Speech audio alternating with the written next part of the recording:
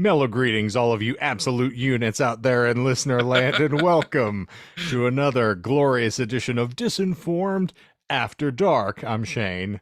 I'm And Michael. I'm Dr. Michael. We're obviously excellent at intros. It's our first Pachuco? time. Be gentle. Pachu. Hey, Pachuco. Yeah, it's tough with all those units. But in any event, we are three of the incredibly lucid hosts of the Disinformed podcast, which flees your preferred provider app every marvelous Monday morning. We like to talk about random esoterica and lie about it. It's a lot of fun. But what we are doing here this evening is we're going to get a little more pointed in some of our adoration and appreciation for fiction, if you will. Ooh. So I have obviously spent a significant amount of time over the course of this show having, discussions about my favorite literature, in particular my favorite author, our Lord and Savior Stephen King. And I stumbled across this post the other day from Books&Bao. So I will give credit to them where necessary, but I found this very interesting in that they found what they claim to be the 35 best horror novels ever. Oh, Does he occupy all 35 slots? Classic and contemporary, no. But we'll have a debate as to whether or not we agree with these picks. okay. Now, some of these I am sure, some folks on the call have not read. And some of these books I'm sure that all three of us have not read. I can make a guarantee for that one. Fair. But Guarantee. if you are ready, guarantee. Sorry. It's the NBA playoffs. Got to get a couple of those Charles in here from time to time. So, are you prepared for the list of the best classic horror novels? Yeah, let's go for it. Okay. Give it to me.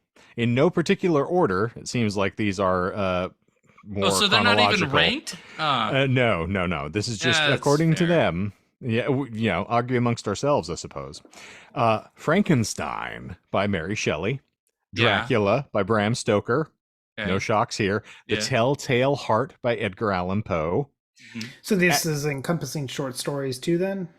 Well, I mean, Stories. It didn't say it's- novels. That's it true. did. That's It's true. it's the best horror novels ever written. I suppose Oh. it's just, again, we can split hairs all we want. Yeah.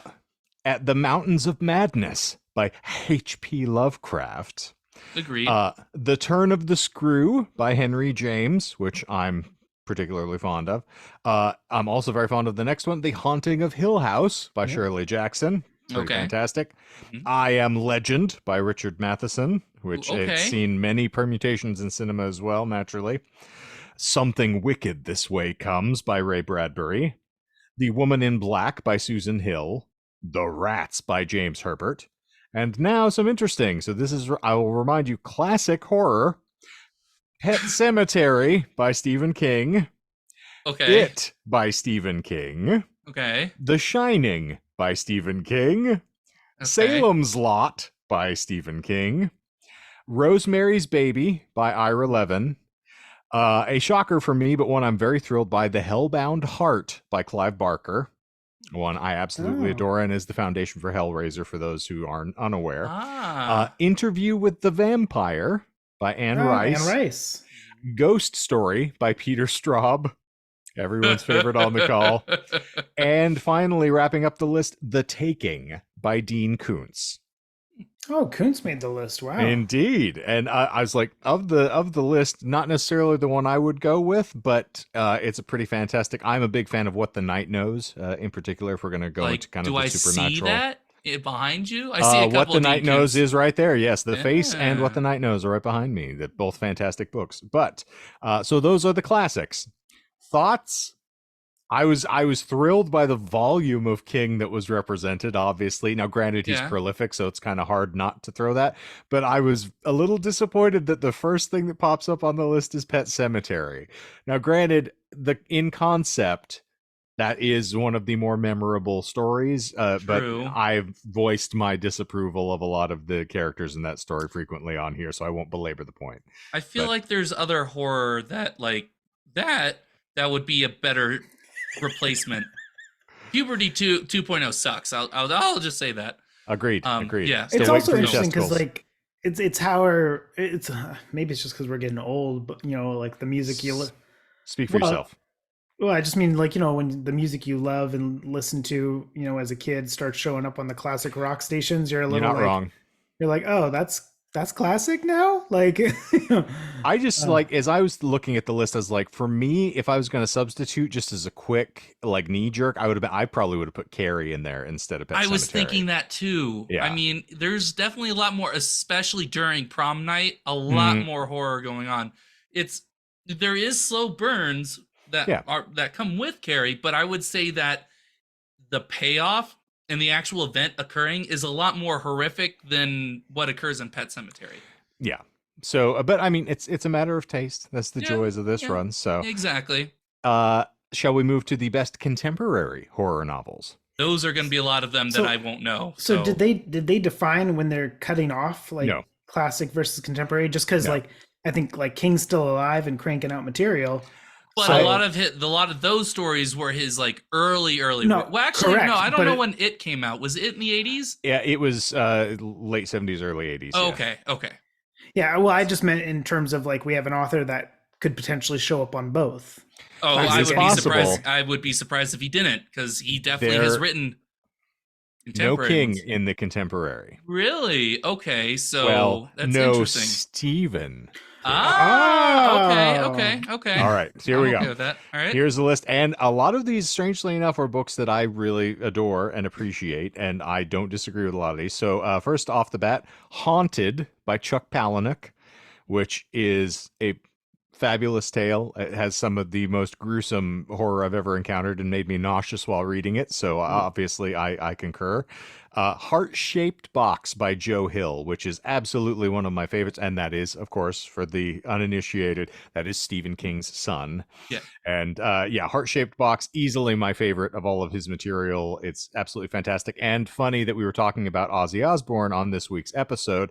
If you're not familiar, the conceit of the story is that an aging rocker who goes by the name of Judas Coin likes to purchase a lot of sort of ephemera that surrounds the occult, because it's part of he's supposed to be an Ozzy Osbourne-esque kind of Black Sabbath character, and he purchases a dead man's suit off of the internet, and it is delivered, and it just so happens to be haunted, and hilarity ensues, as you would expect. But really great story. But in any event, Tender is the Flesh follows next, which is by Augustina Basterica. That's a fun one to run. Next, we have The Twisted Ones by T. Kingfisher. Whisper by Cheng Yuko. How to Sell a Haunted House by Grady Hendrix. Our Share of Night by Mariana Enriquez. A Head Full of Ghosts by Paul Tremblay. The Terror by Dan Simmons. Tell Me I'm Worthless by Alison Rumfitt. That's his fabulous title. Yeah. Even better, My Heart is a Chainsaw by Stephen Graham Jones. The Book of Accidents by Chuck Wendig, who's very big in the Star Wars community, if you're following that run. The Hole by Pune Hai Young. The Silent Companions by Laura Purcell. Our Wives Under the Sea by Julia Armfield. And Manhunt by Gretchen Felker Martin. Well, one thing that's kind of cool is you can tell with the contemporary ones, it's a lot more diverse. Certainly. Both in terms of like gender mix-up, and then of course like different Hyphenates. different ethnic authors and stuff. Yes. Was one of the ones called How to Sell a Haunted House, because that sounds almost Yes. like a children's book, doesn't it? Like something I expect to see in the like in terms of a title. It sounds like I mean, depending on your perspective, yes, I suppose that could be. Isn't there Puerile. a popular TV show, How to Get Away with Murder? I would definitely say that isn't a kid's show. I mean, there's also How to Train Your well, Dragon. How to Get Away with Murder doesn't sound like a kid's title. But I could see like a cartoon mix-up of like How to Sell a Haunted House. You're just Actually- thinking of Monster House from back in the day. Well, How to Get Away with Murder is actually the prequel to How to Sell a Haunted House. Oh, okay. See, there you go. That's what we're here for. But any thoughts from other folks on the panel here of material that you would throw into the mix of contemporary horror classics? I honestly don't know if I've read any contemporary horror. Really? Now that I Okay. think about it, like honestly, Stephen King is what got me into it, like reading horror. And I honestly haven't finished his work to the point Right. where I'm ready to move on to other things. I need to see some R.L. Stein either on the classic or the contemporary. Okay, no, that's fair. That's yeah, Shaking no, my I would head. say like it, he was Some definitely Fear good Street? Come on. for definitely good for like the young adult audience, especially for Fear Street. Um, and Goosebumps, I would say, was like probably the only thing that I read that was even close to being scary when I was a kid. Because Okay. it is known, was a big baby. So Well, those Baby. those were great as a kid, and then like Fear Street, I loved those as a teenager and stuff. So I would say there should have at least been some representation for him there in terms of like some of the greatest, in terms of the societal impact an author has. see, I would want to see their criteria for what would constitute, Yeah. instead of them just saying like, "Well, I read this book recently." Like, I want to see what was their process for choosing them. Yeah, and you also make a fine point is that one, this is an unsubstantiated claim from a group that's running a blog, but Yeah, it was exactly. recommended to me, and as I am spending a lot of my time discussing literature these days, seemed like a course. reasonable topic, and I didn't prep either of you for this as we lurched in, so it's to be expected. I would throw onto the list the Club Dumas by Arturo Perez Reverte, which is what it's the book that The Ninth Gate is based on. Great Johnny Depp film for those playing the home game, but really Okay. enjoyed that book. It is about sort of like a secret society that tracks down sort of a collection of books published by Dumas that were kind of pulled out of circulation and has some interesting occult ties to it. It's a fun story, really well done. But that's for me. It's That's interesting okay. that they didn't have any Stephen King on the contemporary list.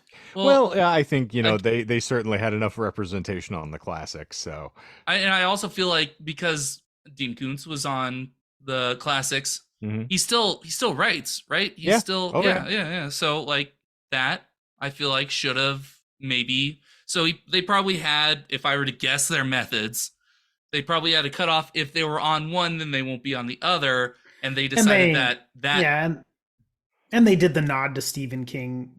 they did more via than his- a nod. Well, but I mean, like in the contemporary list, they kind of did a nod to him in terms of having his son on the Oh list. no, Well, his son is definitely a different.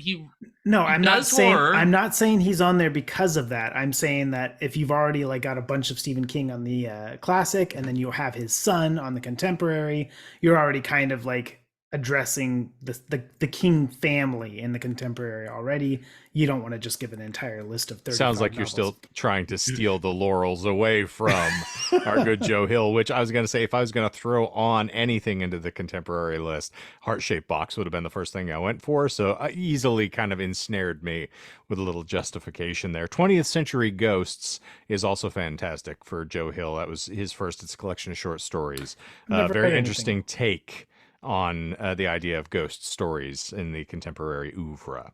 Yeah, I have to check him out. Oh, it's fantastic. I definitely want to read his Lock and Key because I watched the show. I haven't Mhm. seen the most recent, I think 2 seasons. I've only watched the first one. I don't know if the third one is out yet or not, or if it's even been announced because I'm just detached from space and time. Yes. But it was definitely a fascinating show that I would want to keep watching, Mhm. and would love to read the books because I know that, and you've brought this up before, that he is much more contemporary. He does have a lot of the same elements of his father, but he writes definitely from a different time period Mhm. because he's not his father's age, because that would be very weird. So Yes. Does Yeah. he tap his stuff into the same like main universe? There is some crossover, strangely enough. In particular, there are the inroads of America are discussed over the course of several Joe Hill books. So Nosferatu covers sort of spirit vehicles with the Wraith. And of course, then there's the truck driven in Heart-Shaped Box. And they refer to several other inroads that are in the King oeuvre in the course of the map that is shown at the beginning of Nosferatu. So they allude to I think there's a Pennywise lane in there. Oh. So you do get an idea that they're at least kissing cousins genre-wise, and they are very similar as far as material. And they have co-authored I was going to say, together, yeah. as has Owen King, who is the youngest of the family. So. Oh, yeah, you did tell me that he hasn't written as much. He doesn't have as extensive a collection, but he has written. Yeah, he co-authored a book called Sleeping Beauties with his father that I have not read yet, but I own. So that is on the list of the things I've got to clean up before I get out, which is handy to get into the fact that I have compiled my list of all of my favorite Kings, or I should say all the King books ranked. So that is my tease for later, but I don't know whether we should wait until I've completed all of the works so that we have a full words and stuff. We have a full list to run through before we get. I think that'll be a good tease. Indeed. And then that'll give me a little bit more motivation to finish Night Shift, because I'm still going through it. It's absolutely fabulous. Yes, it is. I love them. I especially given the amount of time that I have to spend on reading, the fact that I can sit down and read one story and just it's done, it's over with, is really, really nice. I love his how he characterizes people very, very quickly without spending like pages upon pages of like, let me detail how this character is. You get a sense of this character immediately. That's all I'll phenomenal. Say because his short stories are excellent with characterization. He is very adept at it. I think some of my favorite King works are predominantly the short stories, because he is so excellent at characterization in that regard. By way of keeping it somewhat contemporaneous, based on what's going on presently, have you gotten to the Boogeyman yet? I think so. I think that was one of the more recent ones. I'm trying to remember. Yes. Because that was the one. It surrounds SIDS, with the kids, basically. With the kids. He's seeing his therapist. Yes. Yes, I did. So I the think that was the most Boogeyman, recent one. It is presently about to be released. It has been made into a film, and it's so that is based on it. So, okay, all right. The short story is fairly brief, so there's plenty of room to play with in the storytelling palette there. So I'm interested to see how the film turns out. Was he involved with the screenplay? Yes. Or at least I think he's accredited. It's listed as Stephen King's The Boogeyman. So who knows at he this probably point. Gave it a look-see. Probably gave. Well, some I just meant notes like if it's based off a short story and there's a lot to flesh out, who better to be the person to help flesh it out if not him? Open to interpretation, I suppose. Yeah, I was like, that comes with some pluses and minuses. Depends on if you've watched Maximum Overdrive or not. We'll have a discussion about that at another date. Yeah. But that gets us through. So that was what I had for us this evening. Not a bad little foray, but we'll think of other things that we can dredge up later on, including my full list of Stephen King materials ranked so we can get into my nitty gritty. And I can tell you that Pet Sematary does not float as high as that I'm list. shocked. Strangely enough. I know. Mind equals blood. Neither does Cujo, which is one that was also held in a significant high esteem. I think that was you said that they had a lot of their characterization was fairly similar, right? Yeah, okay. That was the book you were talking about. All right. Yes, moral ambivalence is very heavy in both of those. Cujo, points. okay book, great goaltender. All right then. Curtis Joseph, Toronto Maple Leafs. Go Leafs, go. And with that, no. The Canadian fans out there, they know what's up. And if you are Canadian and you were a fan of that reference, you can let us know in the comments. Please do. Yeah. And you can also tell us whether you enjoyed this show, and Michael's got more instructions for you. You can smash that like button, ring the bell, hit subscribe, set phasers to engage, do all the fun stuff that you think is fun. And tell us what Chumbawamba song you want to get Eiffel 69'd to. That's the recent trend on the channel. I'm sure there's going to be plenty of discussions going forward. Gotta find a way to deal with those blue balls. Dabba-dee-dabba-die. Yeah. Yes, thank you. Painful. All right, well, I think that is going to wrap this little baby up like a pair of very restrictive underwear. And so for those of us here at Disinformed After Dark this week, I am Kenton Eldorado. And I'm Leroy Cherry. Gets me every time. I am Robert Greer. And Zippity zoop, we're out of here.